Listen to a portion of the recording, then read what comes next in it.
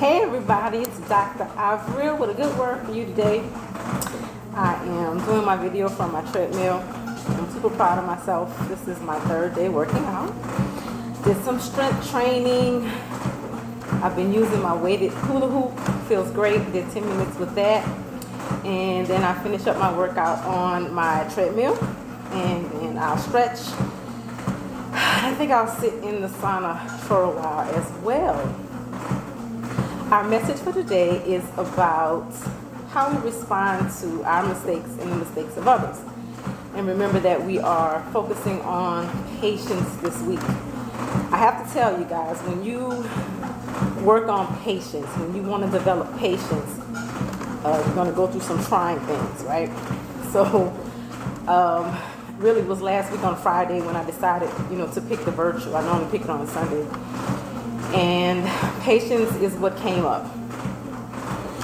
And sure enough, this week has already presented some things that have required my patience. Today I had a discipline issue with a third grader. And man, he responded the way he had responded in the past, yelling, "This isn't fair." And I tell you what, I turned to that little boy and I said, "You better shut your mouth." And he was like, "Oh, I'm going to tell my mom. You said shut up." I said, "Good, because I'm on my way to call her. We can tell her together." And when my son was growing up, shut up was a bad word. It was like any other four-letter word. So I definitely tried not to say shut up to kids. And I thought to myself, yep, patience is the virtue that you should be reflecting on this week. Like I said, when you pick patience is something that you need to work on. Your patience is going to be tested. Patience is the ability to stay calm in the storm. It's not just being calm when everything around you is calm, but it's being able to stay calm in the midst of the storm. And for the most part, I am able to do that. One of the things that I share with teachers about working with kids, particularly those with challenging behaviors, is that developing the relationships that are necessary to push those kids to consistent and beneficial choices, appropriate behavior, is patience. Relationships take time. Many of our kids with the most intensive behaviors, one talking to isn't going to get it. One consequence isn't going to get it. One phone call home to mom isn't going to get it. They need an intensive intervention plan with multiple people working in the same intention to help teach these children how to discipline themselves. That's what discipline means. It means the ability to control ourselves and do things that are beneficial to us and others under the most trying conditions. Kids understand the right things to do when everything is going well, but when things are challenging to them and they're angry or they're upset or they're frustrated or they're scared or they're nervous, they don't always respond the way we want them to. And the reality is, adults who are listening, we teach our kids how to respond. We do. If we yell at them when we get frustrated, they learn that it's okay to yell when we get frustrated. If we shut down when we get angry, they learn to shut down when they're angry. And so whatever it is we want our kids to learn as far as is concerned with how they should respond when they're experiencing negative emotions, we have to be intentional about demonstrating that to them. You can't just tell them to do something if we're not willing to do it ourselves. And so quite often, I have to practice the pause. I have to take a deep breath in, cleanse, get rid of my emotions around student behaviors before I respond. And then I have to remember to help them regulate emotionally, because they cannot receive any direction, any correction, any instruction from me that's really going to stick and work unless we're both regulated. And, this is the perfect example for our work today. How do we respond when people make a mistake? Now, of course, we tend to think a mistake is something accidental, and oftentimes when people misbehave, we think that it's intentional.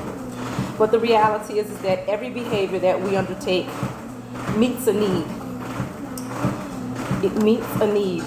Even if you find that someone is habitually choosing a reaction that doesn't sit well with you, it's not about you. That's why we always say don't take it personal. It's really about that reaction for them meets the need that they have at that moment. That reaction for you meets a need that you have at that moment. So what's the work?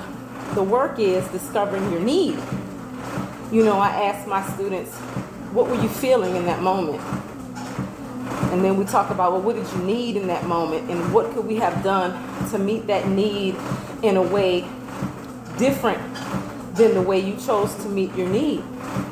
What could you have done that would have been more beneficial to you? Because now you find yourself in my office having to answer for that decision that you made. So I don't think that that decision that you made was as beneficial for you as you thought. Breaking the cycle, breaking the pattern of behavior that has served us well for so long. Or at least we think that it served us. Or at least it's a habit and it's very difficult to break one and replace it with another one. But with intentionality, you can. First, you identify that you're making a choice that's not beneficial to you. You identify the need that you're trying to meet with that decision, with that behavior. And then you replace it with a behavior that is more beneficial. For instance, I've been stressed out in the last couple of weeks. And, you know, sometimes when we're stressed out, we eat things that we shouldn't eat. Or we don't engage in things that are for our highest good. And I know that exercise, physical activity, is something that is for my highest good. It makes me feel good. It makes me feel proud of myself. It fills me with endorphins. I feel happy. And so I said, I'm going to get back on this treadmill and I'm going to get back into the routine. I thought back to when the stay-at-home order first went into play, and my son and I found ourselves back together, and he became my trainer once again. And every afternoon we work out, you know, different little workouts that would end in cardio, and, you know, then we'd eat a healthy meal together. And I tell you, man, that really helped me so much during that time where we really couldn't get out and do things. But we would hit the bag, we would jump rope, we would, you know, I would use the hula hoop, wall push-ups, squat pulses, running in place, just all of those things, you know, weight work, just all of that. And it's so helpful, guys. So again, you know, the message for today is, how do I respond when I make a mistake? With grace, with patience, with kindness, with compassion, with love.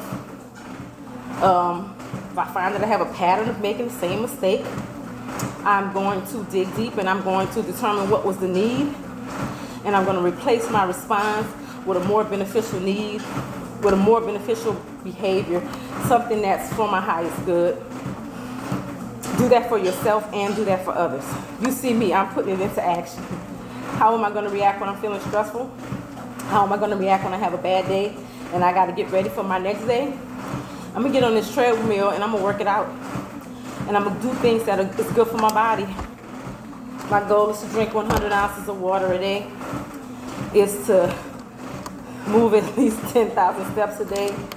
Is to get on this treadmill for at least 30 minutes a day. Is to do things that are good for me. That makes me feel good, and I'll be able to move through this season as I have in the past as well. So, wishing you guys a wonderful day. Hope that this word resonates with you. And I'll see you again. Take care. Oh, I'm sorry, I can't leave out telling you to be kind to yourself and others.